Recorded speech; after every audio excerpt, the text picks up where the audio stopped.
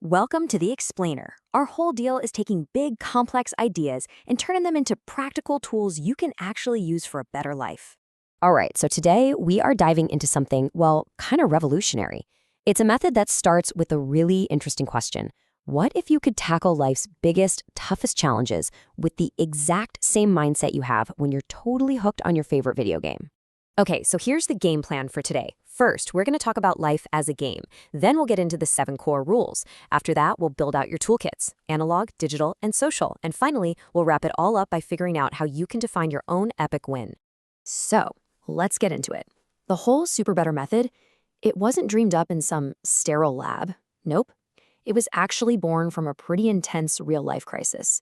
And it was created by, of all people, a game designer named Jane McGonigal. See, Jane was recovering from this really bad brain injury. I mean, it was debilitating, to the point where she was having suicidal thoughts. And in that dark place, she decided to do what she knew best. She turned her recovery into a game. She literally called it Jane the Concussion Slayer. She gave herself this heroic secret identity to, fight her way back. And here's what's so fascinating. What she did, instinctively, tapped into this super powerful psychological thing that scientists call post-traumatic growth. It's this idea that going through something awful doesn't just have to be about surviving it. It can actually be a catalyst, a trigger, for becoming stronger, happier, and having a way more meaningful life on the other side. So, being a game designer, she basically reverse-engineered what she did for herself. She broke it all down and boiled it into 7 core rules. Think of it like the fundamental operating system for playing this game of SuperBetter. And boom, here they are. This one slide lays out the entire framework. These 7 things, challenging yourself, collecting power-ups, finding bad guys, this is the heart of the game. And the best part? Every single one of these actions is backed by solid research showing that they build serious resilience. This is how you turn any challenge into a quest you can actually win. Okay, so those are the rules, but how do you actually do them? How do you put this all into practice? Well, let's start with your analog toolkit. These are real-world power-ups for your mind and your body, no tech required. Everything, and I mean everything, kicks off with this simple mental flip. It's about consciously choosing to see an obstacle with a challenge mindset instead of a threat mindset. So instead of thinking, oh man, what if I fail? You start asking, okay, what can I learn from this? How can I grow here? It's a total game changer. And check this out. You can literally change your body's chemistry in just a few seconds with a simple power-up called power breathing. You just breathe in for a count of 4 and then breathe out for a count of 8. That longer exhale, that's the key. It's like a secret button that tells your nervous system, hey, it's okay, calm down, let's focus. Or how about this one?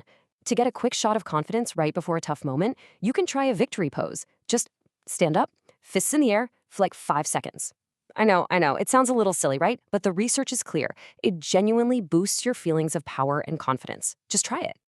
All right, so that's the analog stuff. Now, let's pivot and look at your digital toolkit, how the tech you're probably already using can become a super powerful ally on your quest. Okay, this is so cool. Scientists stumbled upon something they call the Tetris effect. It turns out that when you play a game like Tetris or Candy Crush, something with a lot of visual patterns, you are literally hijacking your brain's visual processing center. And by doing that, you make it way harder for your brain to create traumatic memories or even to focus on a craving. And here's the kicker.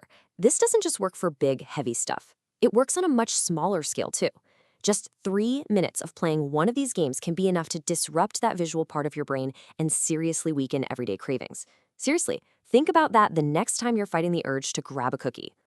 And get this is wild. You can actually boost your own real-world motivation by watching a digital version of yourself succeed. It's a thing called vicarious exercise. Studies have actually shown that if you watch your video game avatar exercise, you are significantly more likely to get up and do it yourself in real life. How crazy is that? But look, this isn't a single-player game. You absolutely do not have to do this alone. In fact, some of the most powerful strategies in SuperBetter are all about being social. Here's a super simple technique for building up your alliances. It's called the +1 text message. It just starts with this direct question. It cuts through the how are you fine noise and is just an easy, genuine way to check in and open the door for a real conversation. And then the follow-up is key. Asking this makes it so much easier for them to answer. You're not offering to solve all their problems. You're just offering a small, concrete, actionable way to help. It's about making their day just a tiny bit better, and that can make all the difference. All right, every good game needs bad guys, right? And a huge part of SuperBetter is identifying and battling your bad guys. These are just any obstacle, internal or external, that gets in your way.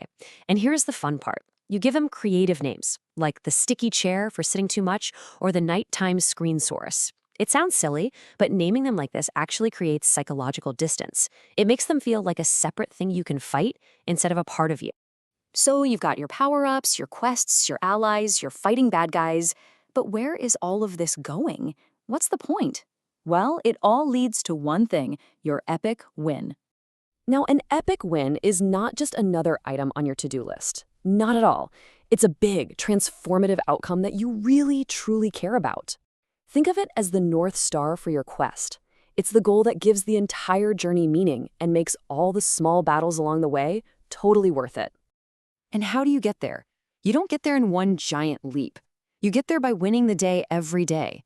And there's a simple formula for that. Do at least 3 power-ups, battle 1 bad guy, and complete 1 quest. That's it. That's a winning day. It makes this huge goal feel manageable, and it builds that crucial momentum, one day at a time. So when you turn life's challenges into a game like this, you're not magically getting new superpowers. You're just unlocking the incredible strength and resilience that you already have inside you. This whole framework, it just gives you the tools to take control of your own story. Which really brings us to the final, most important question of all. You're the hero. What's your epic win?